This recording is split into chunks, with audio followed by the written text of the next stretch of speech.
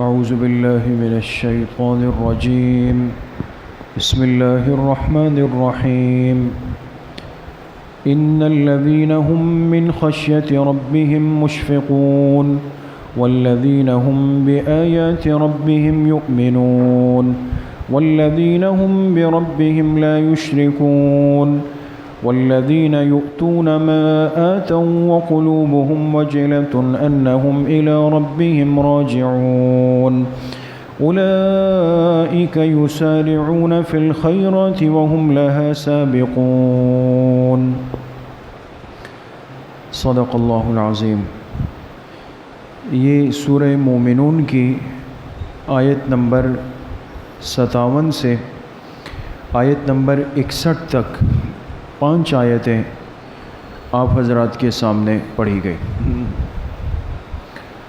گزشتہ کل کے درس میں یہ بات چل رہی تھی کہ اللہ پاک نے اپنے پیغمبروں کو خطاب فرمایا اور 2 چیزوں کا حکم دیا۔ یا ایھا الرسل کلوا من الطیبات واعملوا صالحا، اے میرے پیغمبروں تم پاکیزہ حلال چیزیں کھاؤ اور نیک اعمال کرو۔ 2 باتیں فرمائیں۔ تو یہ بات عرض کی تھی کہ قرآن کریم میں اللہ پاک جہاں پر بھی اعمال ہو، اخلاق ہو، آداب ہو، صفات ہو، جب اپنے پیغمبروں کو مخاطب اللہ پاک کرتے ہیں تو حقیقت میں ان کے واسطے سے اللہ پاک کن سے خطاب کرنا چاہتے ہیں؟ انسانوں سے، بندوں کو مخاطب کرنا چاہتے ہیں، لیکن پیغمبروں کو، انبیاء کو اللہ پاک ایک ذریعہ درمیان میں بنا لیتے ہیں۔ جیسے دنیا میں بھی انسان کسی کو کوئی پیغام بھیجتا ہے تو ایک ذمہ دار آدمی سے کہتا ہے بھئی فلاں بات اچھی طرح سن لو، یہ پھر جا کے سب کو سمجھا دینا تاکہ وہ اپنا کام کر لیں۔ تو انبیاء علیہم السلام کے ذریعے سے اللہ پاک نے امتوں کو خطاب فرمایا ہے، ایک بات۔ دوسری بات جو گزشتہ کل کے آیات میں تھی وہ میں مختصراً عرض کر دوں تاکہ آج کی آیات سے مناسبت آپ کی سمجھ میں آ جائے۔ پھر اللہ پاک نے فرمایا کہ جتنے انبیاء کی جماعت گزری ہے، جتنا سلسلہ رہا ہے، ان ھذہ امتکم امۃ واحدہ، تمام انبیاء کی جماعت، یہ پورا سلسلہ یہ ایک ہی ہے، اس سلسلے میں کوئی فرق نہیں ہے۔ اب اس بات کا کیا مطلب ہے کہ انبیاء کی جماعت ایک ہے، انبیاء کا سلسلہ ایک ہے؟ اس کا مطلب یہ ہے کہ 3 چیزیں ہوتی ہیں، ایک کو دین کہتے ہیں، ایک کو ملت کہتے ہیں اور ایک کو شریعت کہتے ہیں۔ یہ بڑی اہم بات ہے۔ یہ 3 الفاظ ہم اپنی زندگی میں عام طور پہ سنتے ہیں اور عام طور پہ لوگ ان الفاظ کو یہی سمجھ کے استعمال کرتے ہیں کہ دین یا ملت یا شریعت یہ ایک ہی بات ہے۔ کہتے بھئی ہمارا دین ایک ہے، ہماری شریعت ایک ہے، ہم سب ملت اسلامی پر ہیں۔ 3 الفاظ قرآن کریم میں، یہ تینوں الفاظ مختلف موقعوں پہ استعمال ہوئے ہیں۔ دین کا لفظ بھی استعمال ہوا، ملت کا لفظ بھی استعمال ہوا اور شریعت کا لفظ بھی استعمال ہوا۔ لیکن ان 3 الفاظ میں یاد رکھیں ایک علمی فرق ہے جو بحیثیت ایک مسلمان ہونے کے بقدر ضرورت ہمیں سمجھنا چاہیے۔ دین اس کو کہتے ہیں کہ جس کے اصول ایک ہوں، اصول ایک ہونے چاہیے۔ اس لیے تمام انبیاء علیہم السلام باعتبار دین کے وہ سب کیا ہونے چاہیے؟ وہ ایک ہونے چاہیے، اس لیے کہ اصول میں سب برابر ہے۔ توحید آدم علیہ السلام سے لے کر جناب رسول اللہ صلی اللہ علیہ وسلم تک یہ تمام ادیان اور تمام انبیاء میں مشترک ہے۔ کسی پیغمبر کے دین میں توحید کی نفی کا تصور بھی نہیں ہو سکتا، سب نے ایک اللہ کی دعوت دی۔ تو باعتبار دین کے ہم سب کیا ہو گئے؟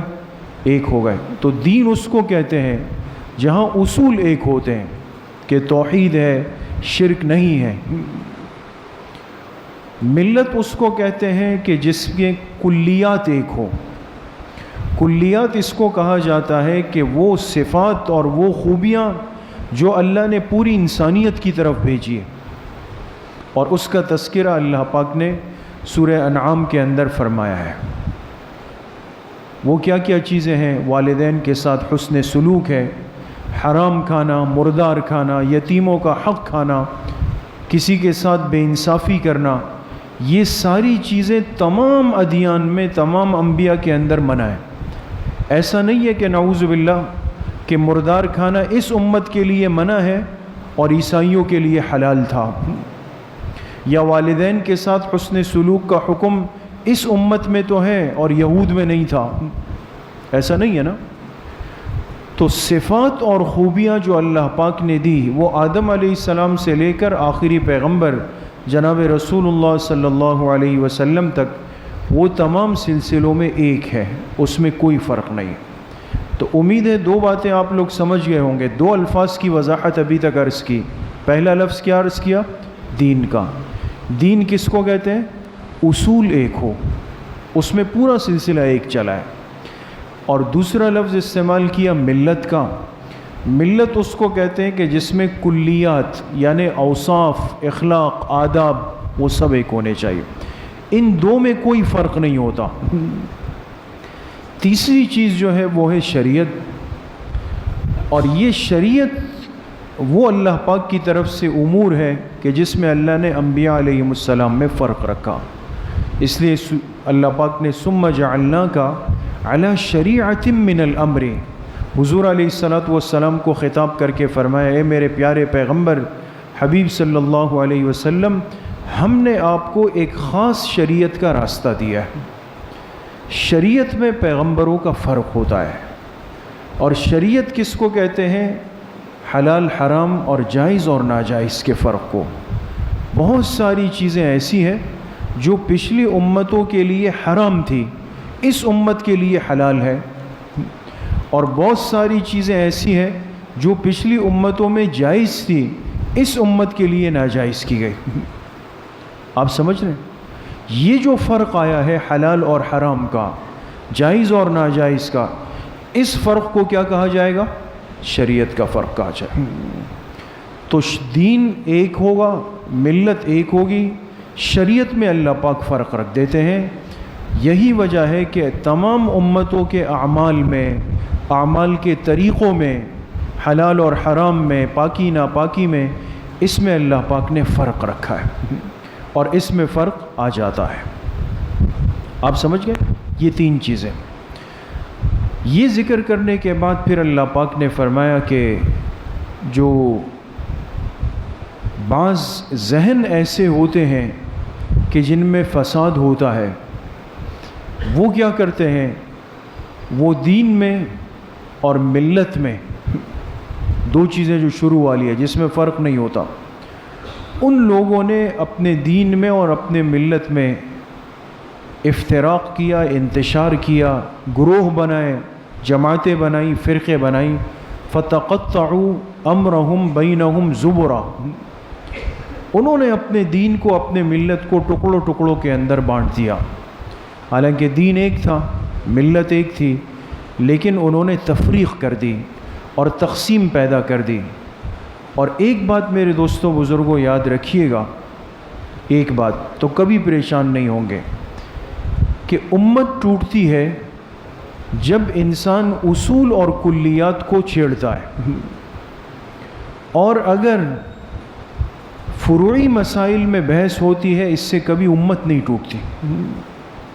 اس لیے آج تک آپ نے یہ نہیں سنا ہوگا کہ پوری امت مسلمہ آج دنیا میں تقریباً 95-98% دنیا ایسی ہے جو تقلید کرتی ہے، کسی نہ کسی امام کو مسائل میں، فقہ میں ان کو فالو کرتی ہے. ہم کہتے ہیں ہم کس فقہ کے پیروکار ہیں؟ فقہ حنفی کے نا. امام اعظم ابو حنیفہ رحمۃ اللہ علیہ کے ترتیب پر، مسائل پر، طریقوں پہ چلتے ہیں. اور عرب دنیا امام شافعی رحمۃ اللہ علیہ، امام احمد ابن حنبل، ان حضرات کو دیکھتی ہے. کبھی آج تک ایسا ہوا کہ ہم حرم گئے ہوں، اللہ سب کو حاضری نصیب فرمائے، اور وہاں آپس میں مسلمان لڑ پڑے ہوں کہ تم نے ہاتھ یہاں کیوں باندھے اور یہاں کیوں باندھے، نہیں ہوا نا. ایک صف میں کھڑے ہوتے ہیں سب، ایک زور سے آمین کہہ رہا ہے، ایک آہستہ کہہ رہا ہے، ایک نے سینے پہ ہاتھ باندھے ہوئے، ایک نے ناف پہ باندھے ہوئے، ایک رفع الیدین کر رہا ہے، ایک نہیں کر رہا ہے.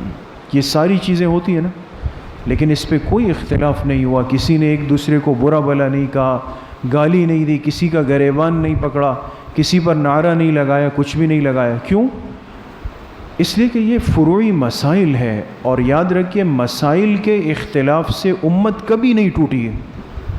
یہ تو دین کا حسن ہے، اور اس کی وجہ سے دین میں آسانیاں پیدا ہوئی ہیں. یہی وجہ ہے کہ ہمارے لیے اپنے دین پہ چلنا آسان، ان کے لیے اپنے مسائل پہ چلنا آسان، سب کے لیے آسانیاں بن گئی. یہ ہاں، جب انسان دین کو اور ملت کو متاثر کرتا ہے، نعوذ باللہ عقیدہ توحید پہ بات کرتا ہے، غلط بات کر لے گا، ختم نبوت پہ بات کر لے گا، قرآن کریم پہ بات کر لے گا، صحابہ اکرام کی اجتماعیت پہ بات کر لے گا، اہل بیت پہ بات کر لے گا، وہ متفقہ مسائل جس کی بنیاد پر ہم اپنے دین کی صحیح شکل کو آج سمجھیں، کوئی ان کو چھیڑتا ہے، امت ٹوٹ جاتی، اختلاف پیدا ہو جاتا ہے، ایک دوسرے کے گریبان انسان پکڑ لیتا ہے، اور اسی سے امت کی اجتماعیت کو نقصان پہنچ جاتا ہے. اس لیے میرے عزیزوں، دوستوں، بزرگوں، آج یہ بات سمجھانے کا مقصد یہ ہے کہ ہم خلط مبحث کر لیتے ہیں. یعنی خلط مبحث اس کو کہتے ہیں کہ دو الگ الگ مباحث ہیں، موضوعات ہیں، ہم اس کو آپس میں مکس کر لیتے ہیں. وہ چیزیں جو اختلاف کی وجہ ہے ہی نہیں، ہم آپس میں کہتے ہیں ان مولویوں نے عوام کو لڑا دیا ہے. ارے بھئی کس چیز میں لڑا دیا ہے؟ یہ ہاتھ نیچے اوپر باندھنا، آمین زور سے آہستہ کہنا، اذان سے پہلے بعد درود و سلام کہنا، یہ فروعی مسائل ہے. اس میں امت کیوں ٹوٹے گی؟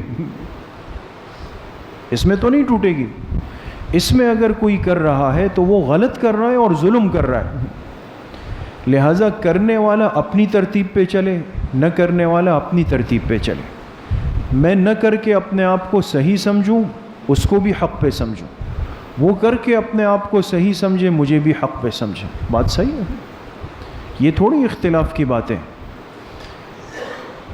باقی رہ گئی بات دین کی، ملت کی، وہ دلائل کی بنیاد پر وہ علماء کا کام ہے.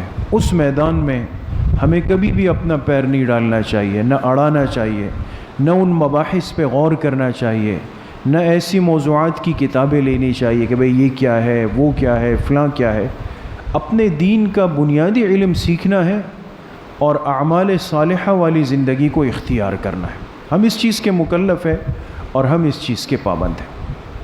اب آخری بات، اللہ پاک نے فرمایا کہ اب یہ جو طبقہ ہے جو دین کو اور ملت کو متاثر کرتا ہے، اس کی سوچ یہ ہوتی ہے کہ یہ غلط کام کر کے بھی یہ سمجھتا ہے کہ میں صحیح راستے پہ جا رہا ہوں. نصارع لهم فی الخیرات بل لا یشعرون. یہ غلط کر کے، امت کو پریشان کر کے، امت میں اختلاف پیدا کر کے، اللہ کی ناراضگی کو مول لے کر بھی یہ سمجھتا ہے کہ جی میں بہت خیر کے کاموں میں آگے جا رہا ہوں. اللہ نے فرمایا ایسا نہیں ہے. بل لا یشعرون، انہیں احساس نہیں ہو رہا، بہت غلط رخ پہ جا رہے ہیں یہ لوگ. اور پھر آگے اللہ نے ان کا تذکرہ فرمایا جو آج کی آیات ہے کہ جو صحیح راستے اور صحیح رخ پہ چلتے ہیں. اللہ نے ان کی پہچان کیا بتائی؟ ان آیات کا ترجمہ آپ سنیں. ان الذین هم من خشیت ربهم مشفقون. فرمائے صحیح ترتیب پر چلنے والے لوگوں کی پہچان یہ ہے کہ ہر وقت اللہ پاک کے خوف سے کانپتے ہیں. والذین هم بآیات ربهم یؤمنون. اپنے رب کی آیات پر ایمان رکھتے ہیں. والذین هم بربهم لا یشرکون. اپنے رب کے ساتھ کسی کو شریک نہیں کرتے. والذین یؤتون ما آتوا. اللہ کے دیے ہوئے مال کو خرچ کر دیتے ہیں. وقلوبهم وجلۃ. اس کے باوجود بھی ان کے دل کانپتے ہیں. انہم الی ربہم راجعون. کہ ہمیں تو اپنے رب کی طرف لوٹ کر جانا ہے. خرچ کر کے بھی ڈر رہے ہوتے ہیں. اللہ نے فرمایا اولئک یسارعون فی الخیرات. یہی لوگ ہیں جو نیکی کے کاموں میں جلدی کرنے والے ہیں، وہم لہا سابقون، اور نیکی کے راستوں میں آگے بڑھنے والے ہیں۔ آپ سمجھیں، اتنا بڑا فرق واضح ہو گیا۔ تو وہ انسان جو نافرمانی کر کے اپنے آپ کو صحیح سمجھے، اور وہ انسان جو فرما برداری کر کے اللہ پاک کا خوف دل میں رکھے، دونوں میں فرق ہے نا، دونوں میں فرق ہے۔ اس لیے حضرت حسن بصری رحمہ اللہ تعالی تابعی ہے اس امت کے، فرماتے ہیں اللہ کے محبوب وہ ہیں، یعنی اللہ ان بندوں سے محبت کرتے ہیں جو اعمال کر کے بھی اللہ پاک سے ڈرتے ہیں، اور اللہ کے مبغوض وہ ہیں جو اللہ کو ناراض کر کے بھی بے فکری زندگی گزارتے ہیں۔ اللہ کو ناراض کیا، اللہ کی نافرمانی کی، لیکن بالکل بے فکرے ہو کے گھوم رہے۔ اس لیے میرے عزیزوں، دوستوں، بزرگوں، نیک اعمال اور نیک اعمال کے لیے محنت کرنا، اس میں اپنی زندگی کو لگانا، یہ تو ہماری اجتماعی ذمہ داری ہے، اس کے بغیر تو ایمان والا چل نہیں سکتا۔ لیکن ایک نیک عمل کرنے کے بعد پھر کیا ہم آپے سے قابو سے باہر ہو جائیں؟ نہیں۔ فرمایا نیک لوگوں کی پہچان یہ ہے کہ یہ نیک عمل کر کے بھی اللہ پاک سے ڈرتے ہیں۔ حضرت عائشہ رضی اللہ عنہا نے جب یہ آیت پڑھی تو حضور علیہ السلام سے پوچھا کہ اللہ کے رسول صلی اللہ علیہ وسلم، ان لوگوں نے تو نیک کام کیے، یہ پھر ڈر کیوں رہے؟ نیکی کر کے کیوں ڈر رہے ہیں؟ آپ علیہ السلام نے فرمایا، اے عائشہ، یہ اس لیے ڈرتے ہیں کہ نیکی کر لی لیکن کہیں اخلاص میں کمی نہ رہ گئی۔ اگر اخلاص میں کمی آ گئی تو نیک عمل میں بھی محنت کی اور آخرت میں گئے وہ بھی کچھ بھی نہیں ملا۔ اس کیفیت کے ساتھ ایک مومن کی زندگی گزرتی ہے میرے دوستوں۔ سارے نیک اعمال کر کے بھی انسان اللہ پاک کا خوف اپنے دل میں رکھے، ہر وقت اللہ پاک سے مانگتا رہے، اللہ یہ تھوڑی سی کوشش، یہ تھوڑی سی محنت، یہ تھوڑے سے اعمال، یہ تھوڑا سا ذکر، یہ تہجد کی تھوڑی سی رکعتیں اللہ تیرے لیے پڑھی ہے، اور ہم تو اخلاص سے خالی ہیں، آداب سے خالی ہے، بس آپ اپنے شان رحمت سے ان اعمال کو قبول فرما۔ اللہ پاک ہم سب کو صحیح عمل کی توفیق نصیب فرما۔ الحمدللہ رب العالمین والصلاة والسلام علیہ۔